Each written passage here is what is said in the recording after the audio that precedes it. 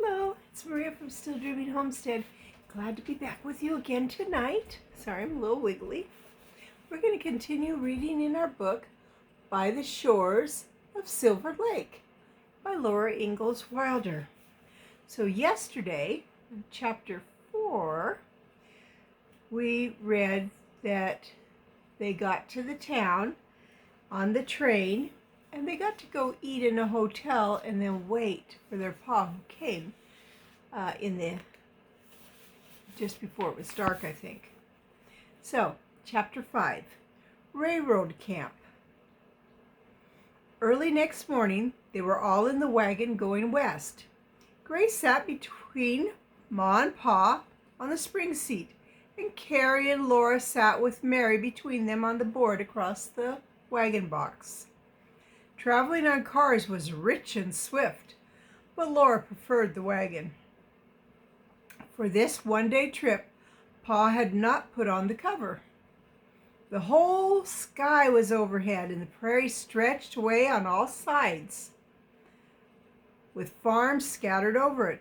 The wagon went slowly, so there was time to see everything, and they could all talk comfortably together. Sorry. The only noise was the horses' feet clip-clopping and the little creaking sounds from the wagon. Pa said that Uncle Hi had finished his first contract and was moving to a new camp further west. He said the men have cleared out already. There's only a couple teamsters left besides Dorcas folks. They'll have the last of the shanties down and hauling off the lumber in a couple days. So they're going to tear down the little houses and move them. Are we moving on them too? Ma asked. In a couple days, yes, Pa answered. He had not looked for a homestead yet. He would get one further west. Laura did not find much to see out loud for Mary. The horses followed the road that went straight across the prairie. Always beside it was the railroad grate of raw earth. To the north, the fields and houses were the same as at home, except they were newer and smaller. The freshness of the morning wore off. All the time, little jolts and jiggles came up from the wagon through the hard board that they were sitting on. It seemed that the sun had never climbed so slowly. Carrie sighed. Her peaked little face was pale, but Laura could do nothing for her. Laura and Carrie must sit on the ends of the boards where the jiggling was the hardest because Mary must be in the middle. At last the sun was overhead and Pa stopped the horses by a little creek. It felt good to be still. The little creek talked to itself and the horses munched their oats in the feed box at the back of the wagon, and on the warm grass, Ma spread a cloth and opened a lunchbox. There was bread and butter and good hard-boiled eggs with pepper and salt in a paper to dip the bitten eggs into. Noon ended too soon. Pa led the horses to drink from the creek, while Ma and Laura picked up the eggshells and bits of paper to leave the place tidy. Pa hitched the horses to the wagon again and sang out, "All aboard!" Laura and Carrie wished they could walk for a while, but they did not say so. They knew that Mary could not keep up with the wagon, and they could not let her sit alone in it and blind. They helped her climb up and sat down beside her on the board. The afternoon was longer than the morning. Once Laura said, "I thought we were going west." "We are going west, Laura," Pa said, surprised. "I thought it would be different," Laura explained. "Just wait till you get beyond the settled country," said Pa. Once Carrie sighed, "Oh, I'm tired." But she straightened up quickly and said, Not so very tired." Carrie did not mean to complain. "One little jolt is nothing at all. They'd hardly noticed 2.5 miles of little jolts when they rode to the town from Plum Creek. But all the little jolts from sunrise to noon, and then all the little jolts from noon to sunset are tiring. Dark came, and still the horses plodded on, and the wheels kept turning, and the hard board went on jarring. Stars were overhead. The wind was chilly. They would all have been asleep if the jolting board had let them sleep. For a long time, nobody said anything. Then Pa said, "There's the light of the shanty." Far ahead, there was a little twinkle on the dark land. The stars were larger, but their light was cold. The tiny twinkle was warm. "It's a little yellow spark, Mary," Laura said. "It's shining from farther away in the dark to tell us to keep on coming. There's a house there, and folks." "And supper," said Mary. "Aunt Dorcas keeping supper hot for us." Very slowly the light twinkled larger. It began to shine steady and round. After a long time, it was square cornered. Now, excuse me, the heat is, I have to turn it down.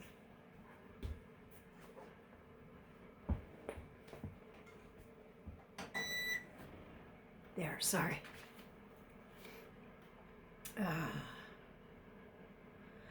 "You can see a window now," Laura told Mary. "It was a long, low house. There are 2 other long, low houses in the dark. That's all I can see." "That's all of the camp," Pa said. He told the horses, "Whoa." The horses stopped right then without another step. The jiggling and jolting stopped. Everything stopped. There was only the still, cold darkness. Then the lamplight flared out the doorway, and Aunt Dorca was saying, "Come right on in, Carolyn and girls.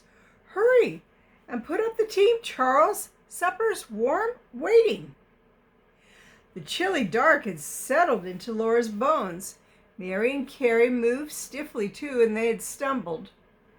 Yawning in the long room, the lamp shone on a long table and the benches and rough board walls. It was warm there and smelled of supper on the stove. Aunt Dorca said, "Well, Jenna and Jean, aren't you going to say hi to your cousins?" "How do you do?" Jenna said. Laura and Mary and Carrie all said, "How do you do?" Jean was the only little boy, 11 years old. But Gina was a year older than Laura. Her eyes were black and snappy. Her hair was black as black can be, and it curled naturally. The short wisp curled around her forehead. The top of her head was wavy, and the ends of her braids were round curls. Laura liked her. "Do you like to ride horseback?" she asked Laura. "We've got 2 black ponies. We'll ride them, and I can drive them too." "Jean can't because he's too little. Pa won't let him take the buggy, but I can, and tomorrow I'm going for the washing, and you can come if you want to. Do you?" "Yes," Laura said, "if Ma will let me." She was too sleepy to ask how they could go in a buggy for the washing. She was so sleepy she could hardly stay awake even to eat supper. Uncle Hi was fat and good-natured and easygoing. Aunt Dorca talked very fast. Uncle Hi tried to calm her down, but every time he tried, Aunt Dorca only talked faster. She was angry because Uncle Hi had worked hard all summer and had nothing to show for it. "He's worked like a nailer all summer," she said. "He even worked his own teams on the grade, and both of us saving and scrimping and pinching till the job was finished, and now it's finished, and the company says we owe them money. They say We're in debt to them for our summer's work. And on top of that, they want us to take another contract, and Hyde takes it. That's what he does. He takes it. Uncle Hyde tried to calm her down again, and Laura tried to stay awake. All the faces wavered and the voices raveled out thin. Then her neck jerked her head up. When supper was over, she staggered up to help do the dishes, but Aunt Dorcas told her and Lena to run along to bed. There was no room in Aunt Dorcas' bed for Laura and Lena, nor Jean. He was going to stay in the bunkhouse with the men, and Lena said, "Come on along, Laura. We're going to go sleep in the office tent." Outdoors was very large and dim and chilly. The bunkhouse lay low and dark under the big sky, and the little office tent was ghostly in the starlight. It seemed far away from the lamp-lit shanty. The tent was empty. There was only grass underfoot and the canvas walls sloping to a peak overhead. Laura felt lost and lonesome. She would not have minded sleeping in the wagon, but she did not like to sleep on the ground in a strange place, and she wished that Pa and Ma were there. Lena thought it was great fun to sleep in the tent. She flopped down right away on a blanket spread on the ground. Laura mumbled sleepily, "Don't we undress?" "What for?" Lena said. "You only have to put on your clothes again in the morning. Besides, there aren't any covers." So Laura lay down on the blanket and was sound asleep. Suddenly, she jerked awake with a frightful start. From the huge blackness of the night came again a wild, loud, shrill howl. It was not an Indian. It was not a wolf. Laura did not know what it was. Her heart stopped beating. "Ah, you can't scare us," Lena called out. She said to Laura, "It's Jean. He's trying to scare us." Jean yelled again, but Lena shouted, "Run away, little boy. I wasn't brought up in the woods to be scared by an owl." "Yeah," Jean called back. Laura began to unstiffen and she fell asleep. And this is what it looked like when Lena was taking her to the tent, if you can see that.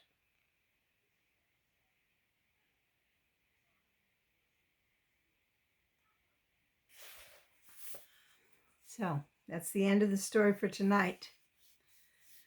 Tomorrow, we'll read another chapter in this book.